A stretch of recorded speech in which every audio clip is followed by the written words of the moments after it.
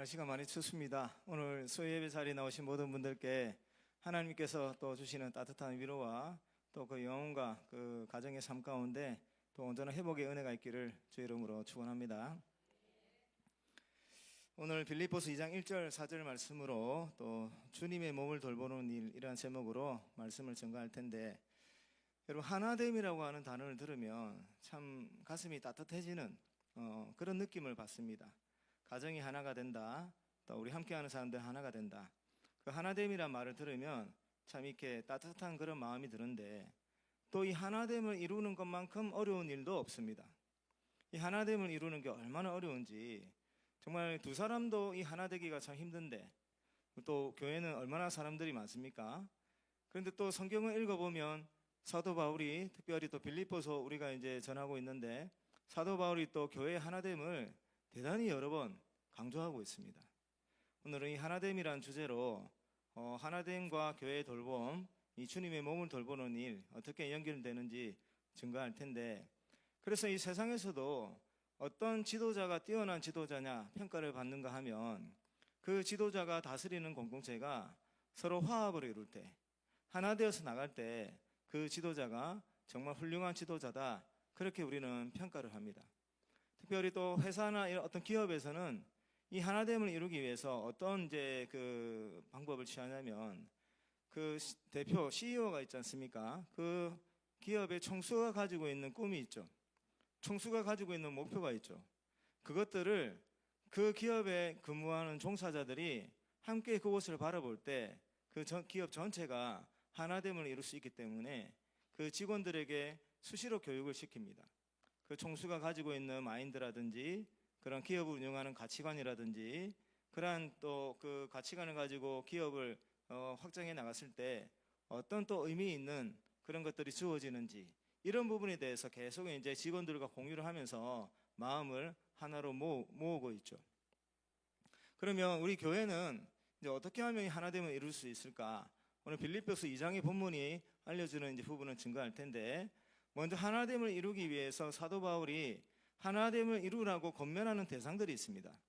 그 대상들이 어떤 존재냐면 1절에 나와요. 1절에 그리스도 안에서 무슨 권면을 받은 사람들이에요.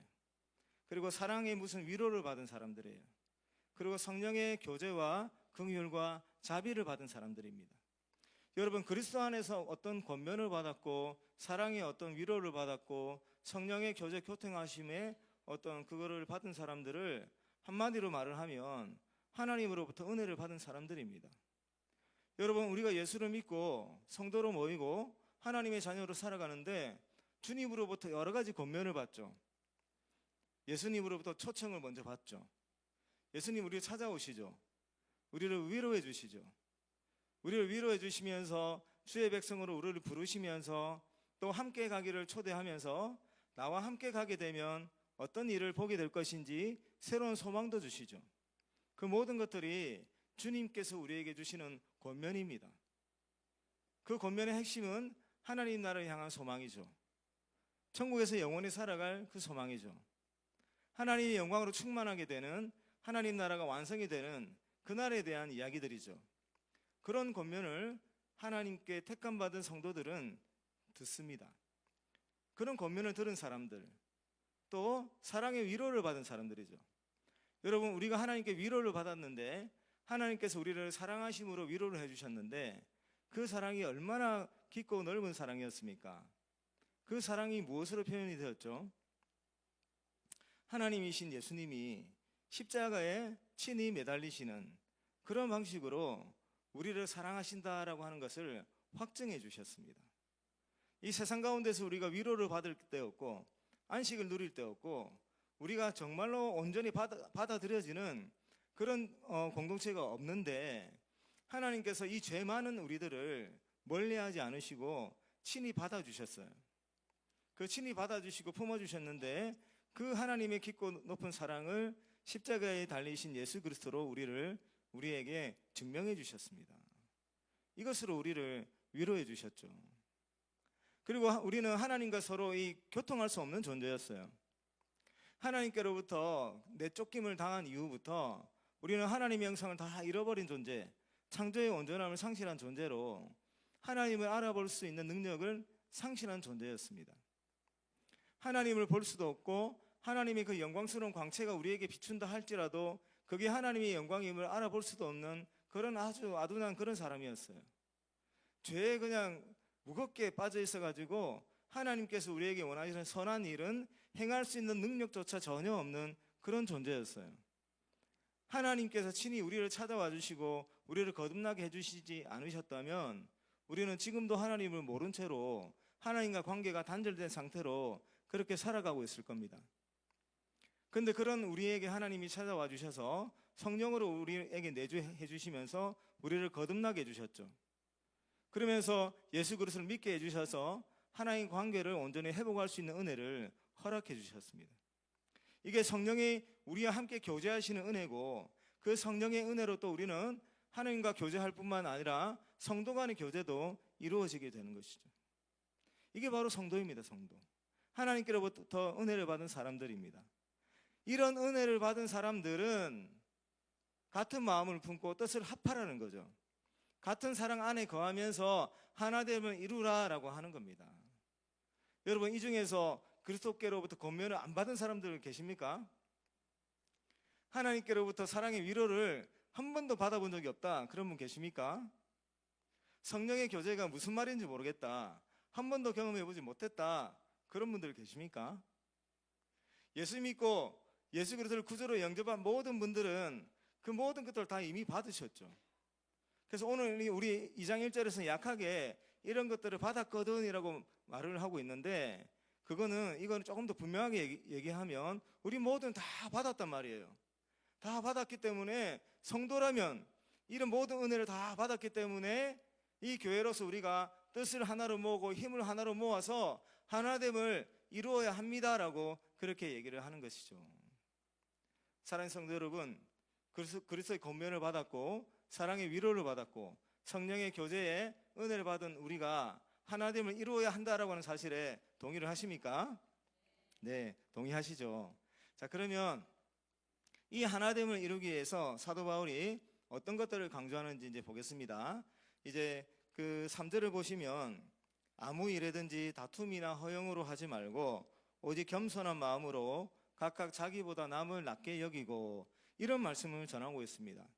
여러분, 하나됨을 이루기 위해서 반드시 해야 되는 게 다툼이나 허영으로 하지 말래요. 여기서 말하는 다툼은 무슨 뜻이냐면 그냥 서로 의견이 충돌이 되어서 일시적으로 다투는 그런 것을 말하는 것이 아니라 이기적인 야심이 있어요. 어떤 한 존재가 자기가 가지고 있는 이기적인 야심이 있는데 그 이기적인 야심을 이루기 위해서 교회 안에서 서로 편가르기를 하고 자기 편을 모으고 그러니까 편을 갈라서 분파를 이루는 그런 행위를 말하는 단어가 바로 다툼입니다. 그리고 뒤에 나오는 허영은 무슨 말이냐면 돈을 아주 과하게 쓰고 이런 허영이 아니라 여기서 말하는 허영은 자기 자신을 보통의 사람들이 평가하는 것보다 아주 높게 스스로를 높여서 평가하는 거예요. 그래서 자기가 어떤 존재보다 뛰어나다라고 하는 망상에 사로잡힌 정도의 그런 수준의 상태를 말하는 겁니다. 이런 허영에 빠진 사람들은 어떤 특징을 보이냐면 사람들과 끊임없이 옳고 그름을 가리는 그런 논쟁을 계속 벌입니다. 근데 그 논쟁을 벌이는 목적은 진리를 지키기 위한 것도 아니고 그 목적이 뭐냐면 자기 자신이 다른 누구보다도 더 뛰어나고 옳은 존재다라고 하는 것을 드러내기 위해서 끊임없이 다른 사람들하고 다투고 싸우고 논쟁을 일으키는 존재예요. 그런 존재가 바로 다투는 존재, 허영의 존재입니다. 빌립보서 2장 3절에서 말하는. 그러니까 그런 식으로 하지 말라는 거예요. 여러분, 그 사도 바울이 에베소서 3장 17절 말씀에서 에베소 교회 성도들을 향해서 기도를 해주는데 어떤 기도를 하냐면 너희가 믿음으로 말미암아 너희 안에 그리스도 예수가 계시옵기를 내가 바란다, 이런 기도를 합니다. 여러분, 우리가 예수를 믿고 거듭나고 성도가 되었으면 우리 안에 누가 자리를 잡아야 되냐면 예수님이 자리를 잡아야 돼요. 나라고 하는 존재가 빠져나가고 그 자리에 예수님이 주인이 되어서 내 마음 가운데 가득 차야 됩니다. 내 마음에 예수님께서 가득 찰 때 나의 말과 나의 행동을 통해서 누가 드러나게 되냐면 예수 그리스도가 드러나게 되는 것이죠. 내 삶을 통해서 예수의 이름을 높이고 하나님의 영광을 높이는 그런 일들이 나타나게 되는 것이죠. 그래서 사도 바울이 교회의 중요성과 교회가 앞으로 건강하게 세워나가야 되는 주제를 전하면서 에베소 교회 성도들을 위해서 기도할 때 너희 마음에 그리스도와 예수가 계시옵기를 내가 바란다, 그 기도를 하는 거예요. 근데 지금 이 다툼과 허영이라고 하는 이 단어를 특징적으로 보이는 사람들 마음 가운데는 누가 자리 잡고 있는 겁니까? 예수님이 차지하는 그 자리가 너무너무 없는 거예요. 아니, 예수님이 그 안에 들어와 있는지도 모르겠습니다. 자신의 의로 가득 찬 존재들이에요. 그래서 교회가 아프고 안 아프고가 중요한 게 아니라 자기의 의로움을 드러낼 것인가 말 것인가, 자기가 가지고 있는 야심을 이룰 것인가 말 것인가, 이게 중요한 거예요. 자신이 드러나는 거예요. 이런 목적으로 행동을 하고 생활을 하기 때문에 끊임없이 그 교회 안에 분란이 일어나고 문제가 일어나는 거예요. 여러분, 빌립보 교회 빌립보서라고 하는 이 편지를 사도 바울이 쓰면서 무엇을 가장 염두에 두고 썼냐면, 지금 빌립보 교회 안에 일어나고 있는 다툼, 그것 때문에 교회가 분열될 수 있는 위기, 그 위기를 바로잡기 위해서 사도 바울이 편지를 쓰고 있는 거예요.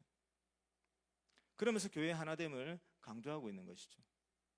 사랑하는 성도들, 우리 성일교회 모든 성도님께서는 우리 안에 예수님으로 가득 차서 다툼이나 허영이 아니라 주님의 뜻과 주님의 이름과 주님의 영광을 보여주기 위해서 우리가 함께 힘을 모을 수 있는 은혜가 있기를 주의 이름으로 축복합니다. 그런 것들을 내려놓고 어떤 태도를 가져야 되냐면 겸손한 태도를 가져라, 그거죠. 자기 자신보다 다른 사람을 더 나은 존재로 여겨라. 그렇게 할 때 교회가 서로 하나가 될 수 있다, 이 말씀을 증거하고 있습니다.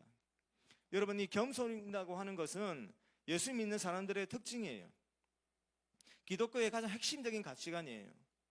그리고 예수를 제대로 믿는 사람들은 겸손해질 수밖에 없어요. 왜 그러냐면 이 복음 안에 이 겸손이라고 하는 주제가 들어있기 때문에 그렇습니다. 여러분, 우리가 구원을 얻고 하나님의 자녀가 되었는데 우리의 의로움으로 된 것 아니지 않습니까? 우리가 구원을 얻고 거룩한 하나님의 백성이 되었을 때 그 안에 어떤 은혜가 있었냐면, 그 십자가에 예수님이 달리셨는데 그 자리는 예수님이 달리셔야 되는 자리가 아니었죠. 그 자리는 우리가 달려야 되는 자리였죠. 우리의 죄가 너무너무 크고 무거워서 그 문제를 도저히 해결할 수 있는 방법이 없고, 우리가 너무 큰 그 죄의 크기를 갖고 있기 때문에 우리가 그 끔찍한 그 형벌에 달려서 죽임을 당한 마땅한 존재가 바로 우리들이었어요. 근데 우리가 그런 하나님의 진노를 받아야 되는데 전적으로 하나님의 은혜로 주어진 예수 그리스도의 대속적인 죽음으로 말미암아 우리가 그 죄를 사함을 받은 것이죠. 사함을 받고 의로운 자로 여겨서 하나님의 자녀가 되어서 지금 이 자리에 있는 것이죠. 그래서 그 십자가 신앙을 바라보게 되면 우리가 어떻게 우리 고개를 똑바로 들고 하나님을 쳐다볼 수가 있겠습니까? 그 십자가를 바라보면 그 자리는 바로 우리가 실패할 수밖에 없는 자리라는 것을 깨닫게 해주는 거죠. 우리가 얼마나 그 무능한 존재였는지, 우리가 얼마나 추악한 존재였는지, 우리가 얼마나 큰 죄인이었는지를 명확하게 보여주는 그 자리가 바로 십자가지 않습니까? 그래서 십자가의 예수 그리스도를 믿는 우리 성도들은 그 십자가를 묵상할 때마다 우리가 어떤 존재인지를 깨달을 수밖에 없어요. 그래서 그것을 깨달을 때마다 하나님 앞에 고개도 못 들고 고개를 푹 숙이고 하나님께 감사의 기도를 드리며 우리에게 새로운 생명을 허락하신 하나님의 뜻에 따라 살겠습니다 라고 고백할 수밖에 없는 것이죠. 그래서 이런 신앙을 가진 사람들은 겸손히 여길 수밖에 없는 거예요. 그래서 사도 바울이 그런 십자가 신앙을 유지하면서 다른 사람들을 자기보다 더 나은 존재로 여겨라. 그렇게 될 때 교회가 서로 하나가 되고 교회가 여러 가지 어려움들 가운데서도 주님의 뜻을 완성해 나가며 하나님의 거룩한 교회로 살아갈 수 있을 것이다. 그런 말씀을 증거하고 있는 것이죠. 사랑하는 성도 여러분, 날마다 그 십자가에 달리신 예수 그리스도를 바라보면서 그 가능성 없는 우리를 구원하신 하나님의 은혜에 감사하면서 살아갈 수 있기를 바랍니다.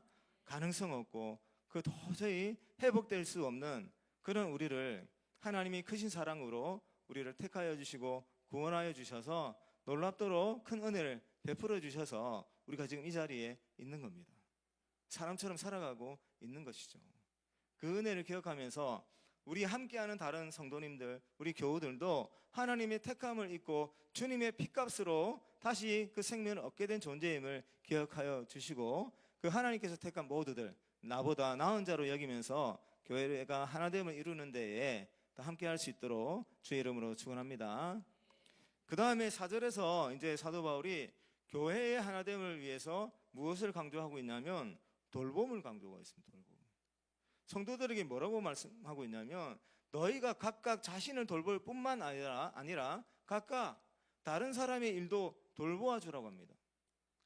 여러분, 여기서 돌보아 주라고 할 때 뭐 먹고 사는 문제에 관심을 가져서 그 사람들이 궁핍한 환경에 처했을 때 그들을 도와주라, 그런 말씀이 아니죠. 빌립보서의 전체적인 맥락은 뭐냐면 지금 빌립보 교회가 어려움이 생겼어요. 한 가지는 교회 안에서 그 서로 싸우는 일들이 일어났고, 한 가지는 복음을 증거하다가 이제 본격적으로 맞닥뜨리는 핍박과 고난에 성도들이 뒤로 물러서는 일들이 일어난단 말이에요. 그래서 그 여러 가지 고난과 어려운 환경 가운데서도 서로 힘을 하나로 모으고 끝까지 복음의 진리를 지켜나가는 그런 삶을 살아가는 것을 목적으로 이 편지를 쓰고 있단 말이에요. 그러니까 여기서 자기 일을 돌보고 다른 사람의 일을 돌보라라고 할 때 어떤 부분을 돌보라라고 하는 거냐면, 우리가 하나님의 사람으로 온전히 살아가고 있는가 없는가, 우리가 예수 그리스도와 얼만큼 가까운 관계를 유지하면서 살아가고 있는가, 우리가 하나님과 얼마나 친밀한 관계를 누리면서 살아가고 있는가, 우리가 약속의 길에서 얼마만큼 벗어나지 아니하고 그 길을 중심에 두고 잘 따라가고 있는가, 그런 삶을 돌아보라는 거예요.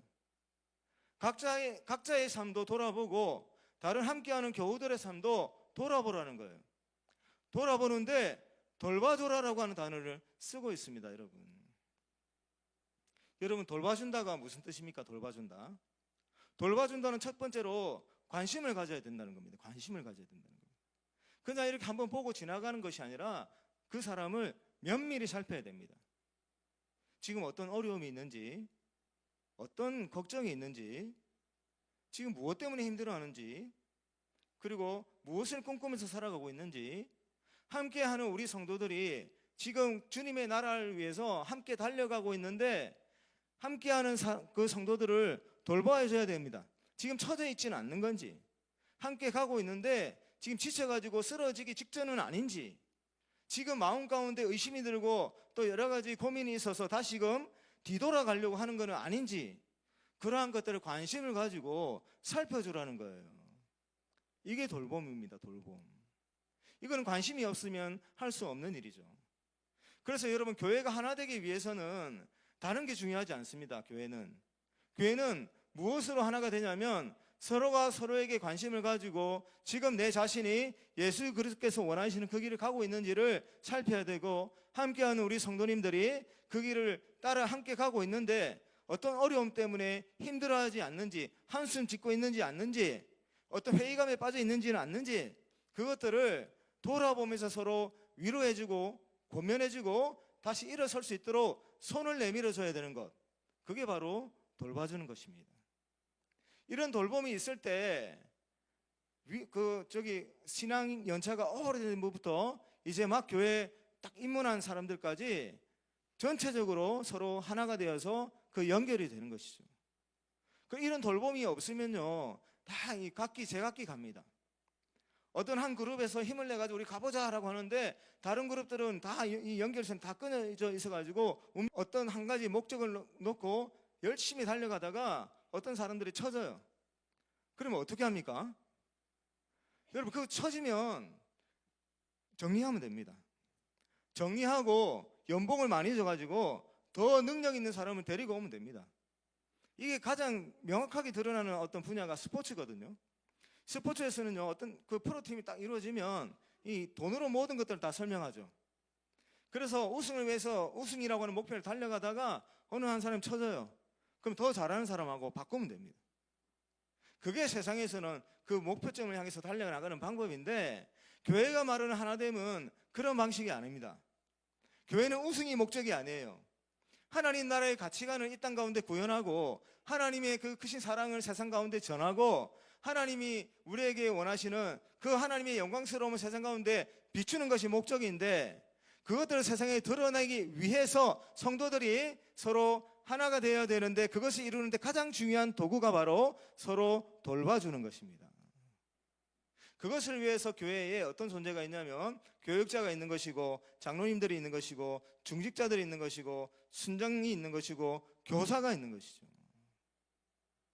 오늘 우리 순장반 총각 모임으로 모이는 줄로 믿는데, 한 해 동안 참 수고 많으셨는데, 내년 한 해도 순장으로서 우리 함께하는 다락방 순원들을 잘 돌봐줄 수 있는 은혜가 있기를 바랍니다. 관심이 없으면 여러분 돌봐주지를 못하잖아요. 그래서 오늘 이 4절에서 교회가 하나 되는 것을 이루는데 가장 중요한 것은 뭐냐면 성도들에 대한 관심입니다. 그리고 그 관심을 가지고 서로 돌봐주는 것입니다. 우리가 살아가다 보면 믿음이 낙심이 될 때 있지 않습니까? 내가 주님의 뜻대로 살고자 열심히 일을 했고, 하나님께서 내게 원하시는 어떤 것들을 충성스럽게 감당했는데 내 현실의 삶이 뜻대로 풀리지 않을 때 우리 낙심할 수 있잖아요.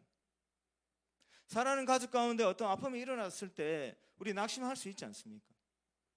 또 내가 원했던 어떤 목표점에 도달하지 못했을 때 하나님께서 내게 왜 그런 은혜를 베풀어 주지 않았나 해서 낙심할 수도 있는 거죠. 우리를 낙심 있게 하는 일이 너무너무 많습니다, 여러분.